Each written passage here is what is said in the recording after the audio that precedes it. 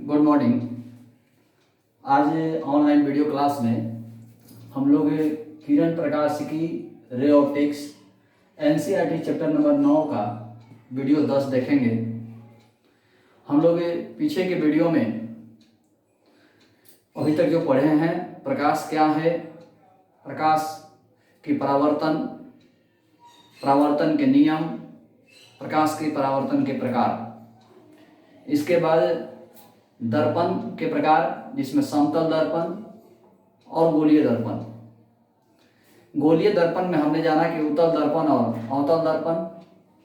इसमें हम लोगों ने चिन्ह परिपाटी की बात की। चिन्ह परिपाटी, एक सवाल आया था चिन्ह परिपाटी के बारे में, बहुत से बच्चों का कन्फ्यूजन है अभी भी, तो थोड़ा सा हम एक बार चर्चा कर देते हैं। ध्रुव के लेफ्ट साइड बाएं तरफ की दूरियां ऋणात्मक होती हैं और दाहिने तरफ की दूरियां धनात्मक होती हैं। यानी ध्रुव के लेफ्ट साइड जो रहेगा, लेफ्ट साइड बाएं तरफ, वो माइनस होगा और दाएं तरफ जो होगा वो प्लस होगा। वस्तु दूरी हमेशा माइनस में होती है, ऋणात्मक होती है, चाहे वो लेंस हो या दर्पण हो। प्रतिबिंब दूरी उत्तल दर्पण में हमेशा धनात्मक होती है, क्योंकि आपको पता होगा कल हम लोग पढ़े थे कि उत्तल दर्पण में वस्तु कहीं भी रहे, प्रतिबिंब हमेशा काल्पनिक, सीधा, छोटा और फोकस के अंदर बनता है।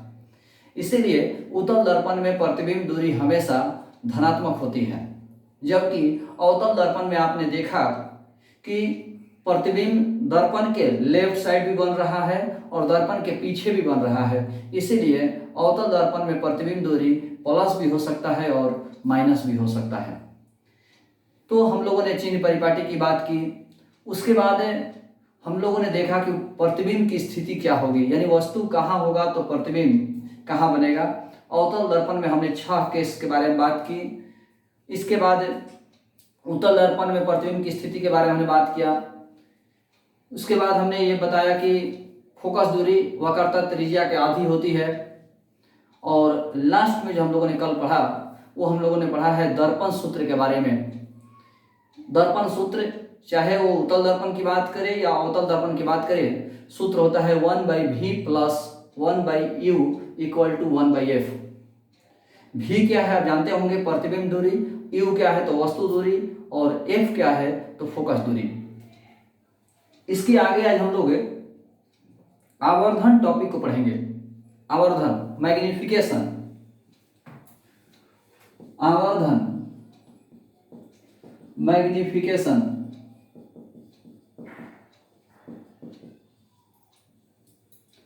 आवर्धन का परिभाषा की हम बात करें तो प्रतिबिंब की ऊंचाई एवं वस्तु की ऊंचाई के अनुपात को आवर्धन कहते हैं। प्रतिबिंब की ऊंचाई एवं वस्तु की ऊंचाई के अनुपात को आवर्धन कहते हैं। ये लेंस में भी होगा और दर्पण में भी होगा। दर्पण के लिए परिभाषा बोलना चाहेंगे तो इसको थोड़ा सा सजा देंगे, तो दर्पण के लिए प्रतिबिंब की ऊंचाई एवं वस्तु की ऊंचाई के अनुपात को आवर्धन कहते हैं, और लेंस के लिए प्रतिबिंब की ऊंचाई एवं वस्तु की ऊंचाई के अनुपात को लेंस का आवर्धन कहते हैं।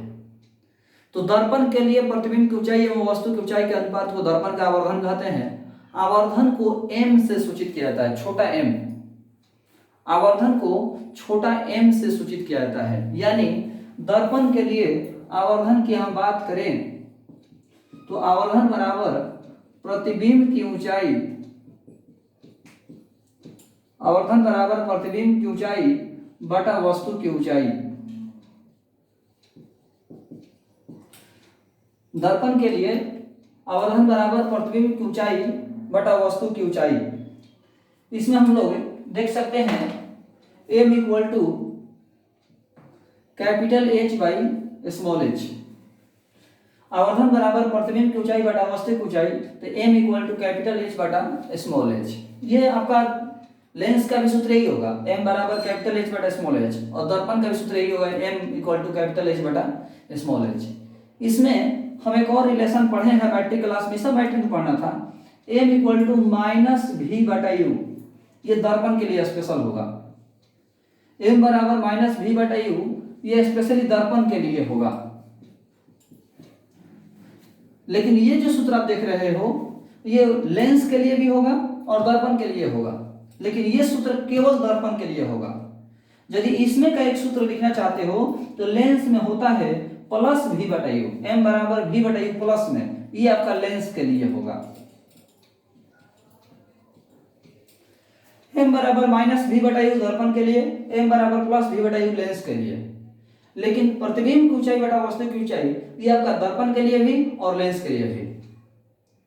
ये रहे हमारे आवर्धन से रिलेटेड टर्म। हमने एक साथ दर्पण की भी बात कर दी और लेंस की भी बात कर दी। जब हम लेंस में आवर्धन पढ़ेंगे तो वहां पर हम आपको आवर्धन पढ़ाएंगे नहीं, क्योंकि हम डायरेक्ट बोल देंगे कि हाँ हम दर्पण में बता चुके हैं।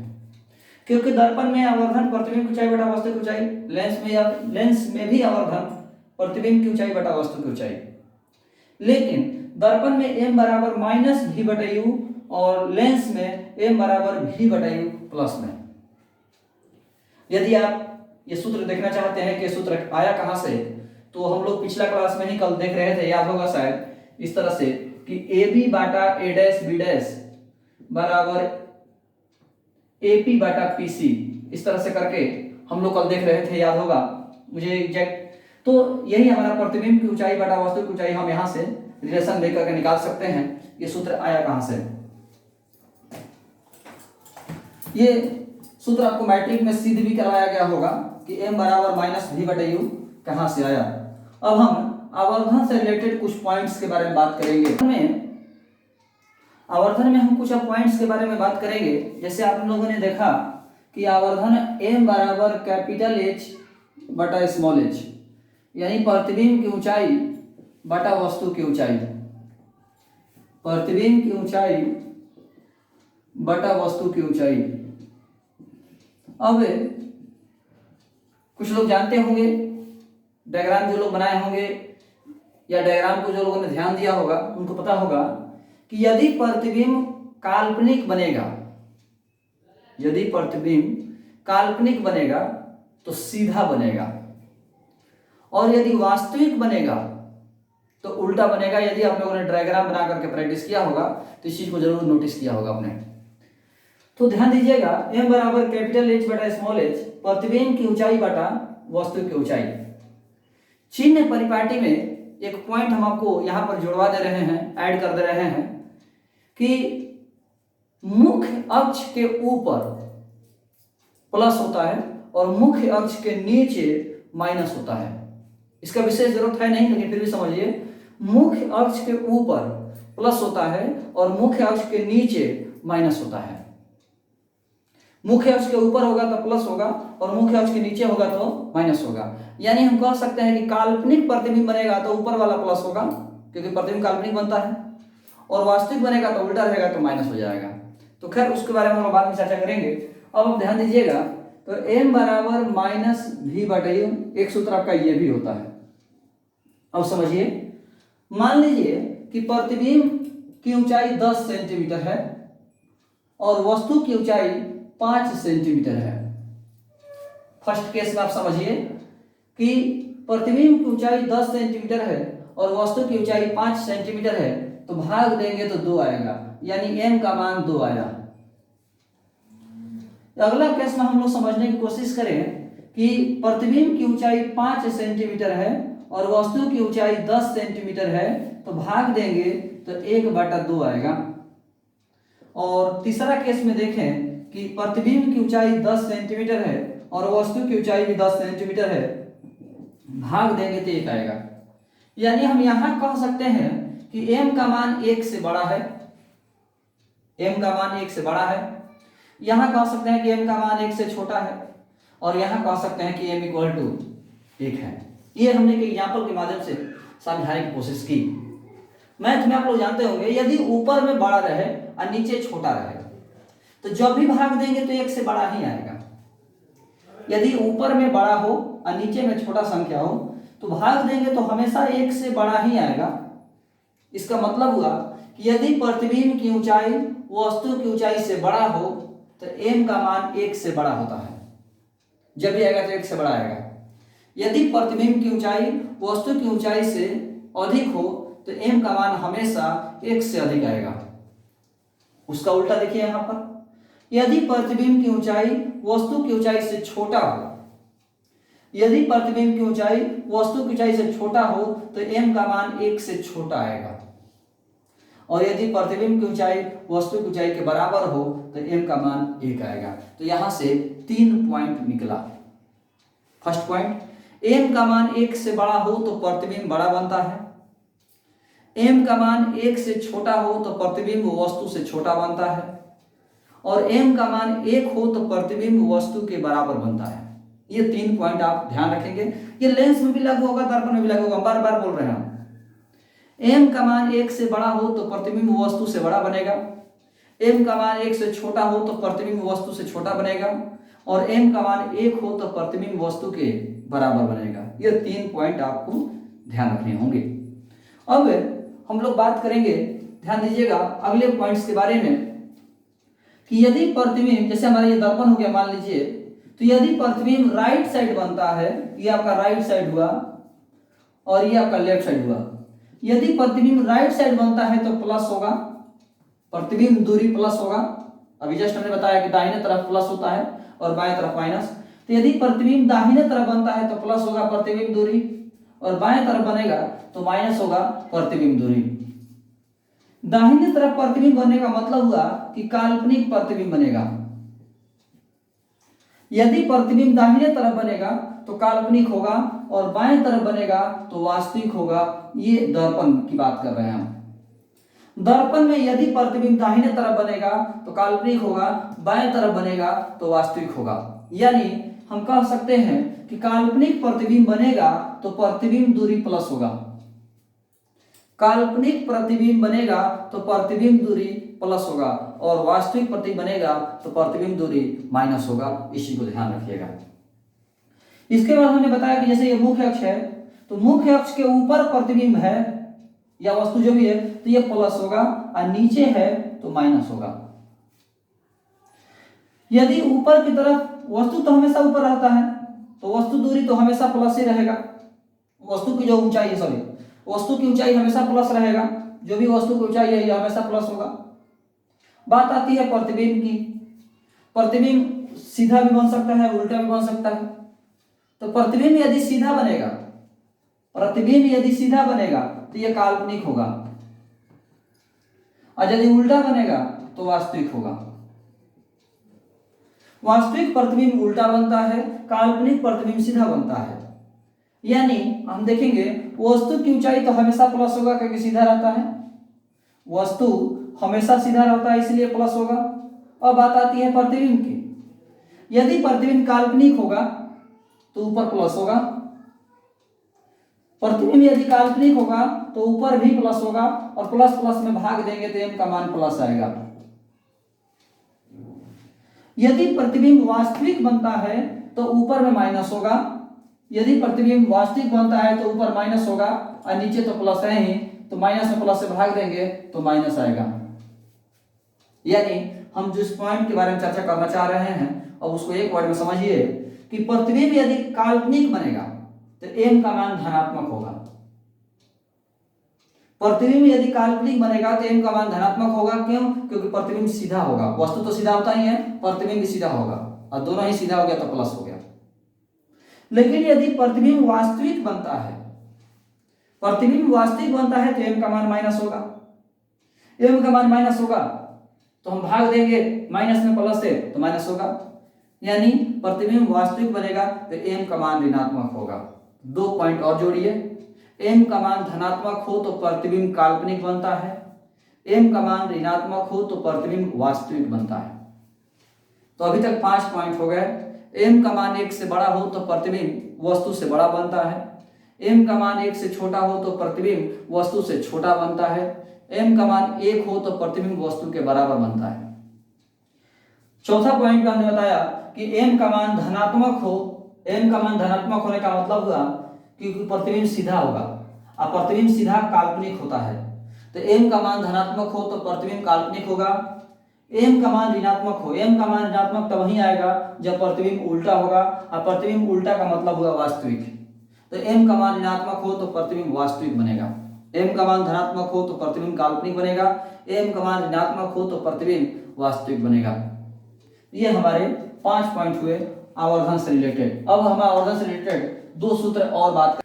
तो अभी हमें आवर्धन से रिलेटेड 5 पॉइंट देखे और पुनः हम आवर्धन से रिलेटेड ही 2 सूत्र पढ़ेंगे, लेकिन ये सूत्र कह सकते हैं कि एक्स्ट्रा नॉलेज के लिए है। इस सूत्र का इस्तेमाल तो हम कभी करते नहीं हैं, लेकिन आप लोग इसका इस्तेमाल कर सकते हैं यदि सूत्र याद रखते हैं तो। जानकारी के लिए देखिए हम क्या करने जा रहे हैं। ये 6 नंबर पॉइंट आपका हो जाएगा। चूंकि 1/v plus 1/u equal to 1/f होता है, दोनों तरफ v से भाग देने पर, दोनों तरफ v से भाग देंगे तो v/v plus v/u equal to v/f। v से v कट जाएगा तो 1 plus v/u equal to v/f, 1 minus v/f equal to minus v/u। और अभी जस्ट हमने दर्पण में पढ़ा कि माइनस v/u आवर्धन है, तो m का सूत्र हो गया 1 माइनस v/f। ये आपका एक एक्स्ट्रा आवर्धन का सूत्र हुआ दर्पण में। ये एक्स्ट्रा सूत्र हुआ दर्पण में आवर्धन का। कुछ सवाल बनता है कि सर v से ही गुना क्यों किए। चलिए हम एक बार u से गुना करके देखते हैं। 1/v plus 1/u equal to 1/f। इस बार u से गुना करिए दोनों तरफ, u/v plus u/u equal to u/f। तो u/v plus 1 equal to u/f, u/v equal to u/f minus 1। ऐसा करते हैं कि 1 minus u/f equal to minus u/v, मतलब u/f को इधर लेके आ गए और u/v को उधर लेके चले गए, तो f minus u/f equal to minus v/u। अब इसको नहीं सॉरी u/v। अब इस बार पलट दीजिए तो f/f minus u equal to minus v/u। हाँ, माइनस v/u m होता है तो हमारा हो गया m बराबर f/f माइनस u। ये आपका एक सूत्र हो गया। ये सूत्र ऐसे बहुत ही काम का है। आप मैट्रिक क्लास में न्यूमेरिकल पढ़े होंगे, शायद आपको याद होगा कि 10 सेंटीमीटर फोकस दूरी वाले किसी अवतल दर्पण के सामने वस्तु को कहां रखा जाए कि उसका 2 गुना आवर्धित काल्पनिक प्रतिबिंब प्राप्त हो या 2 गुना आवर्धित वास्तविक प्रतिबिंब प्राप्त हो। इस तरह का न्यूमेरिकल आप लोग पढ़े होंगे मैट्रिक क्लास में। 5 नंबर का न्यूमेरिकल होता था।